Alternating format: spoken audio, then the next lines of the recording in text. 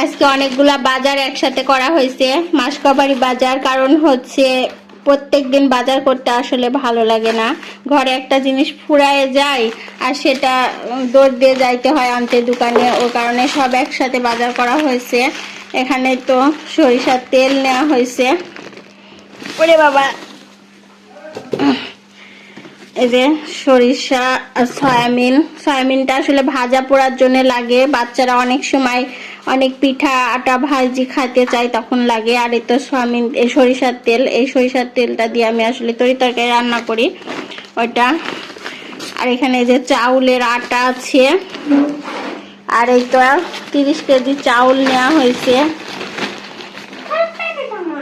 30 KG চাউল নেওয়া হয়েছে এখানে।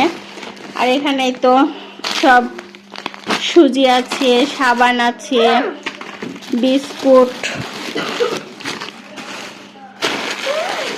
লুডুস। বাচ্চাদের প্রতিদিন আসলে লুডুস লাগে।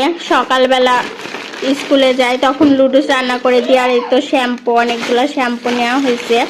শ্যাম্পুগুলা সব, এই যে 2 প্যাকেট লবণ আছে, চিনি আছে 2 কেজি। পিঠা চাটা খাওয়া সব সময় লাগে, ওই কারণে চিনি আছে। জিরা আছে হচ্ছে 1/2 কেজি মতো জিরা আছে। আর সবই তো ডাউল।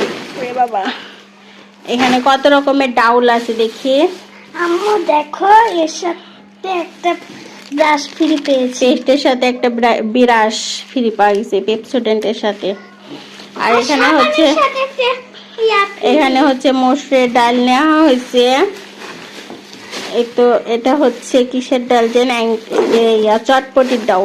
চটপটির ডাউল, কালার ডাল, শুকনা মরিচ, অল্প কিছু শুকনা মরিচ। আর এই তো এটা হচ্ছে মুগ ডাউল।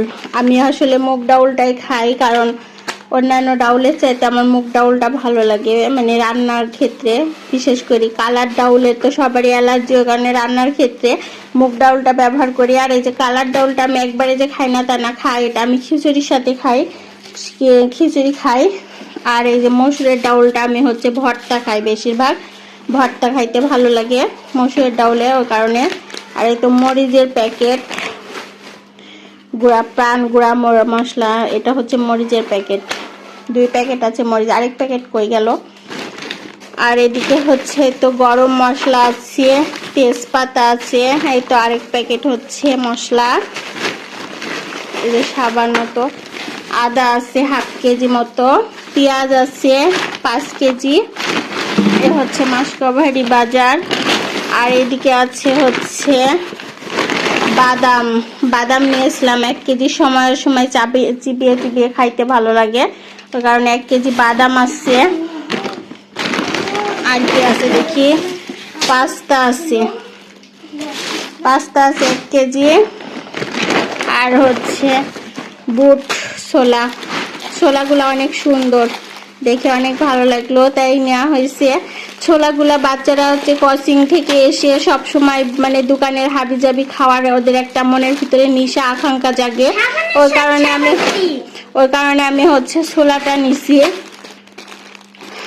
ছোলাটা হচ্ছে নেওয়া হয়েছে ওই কারণে যে বিকেলে যখন ক্ষুধা লাগবে তখন ছোলাটা ভুনে দিব। আমি সব সময় চেষ্টা করি বাচ্চাদেরকে আসলে হচ্ছে ঘরের খাবারটা দেওয়ার জন্য। তো এই তো সব কি অবস্থা হয়ে গেল, বের করলাম একসাথে সব ছিটা বিটা হয়ে গেল। এই তো সব এখন এগুলা গোছ করতে হবে, এক জায়গায় সব বয়মে গুছাতে হবে।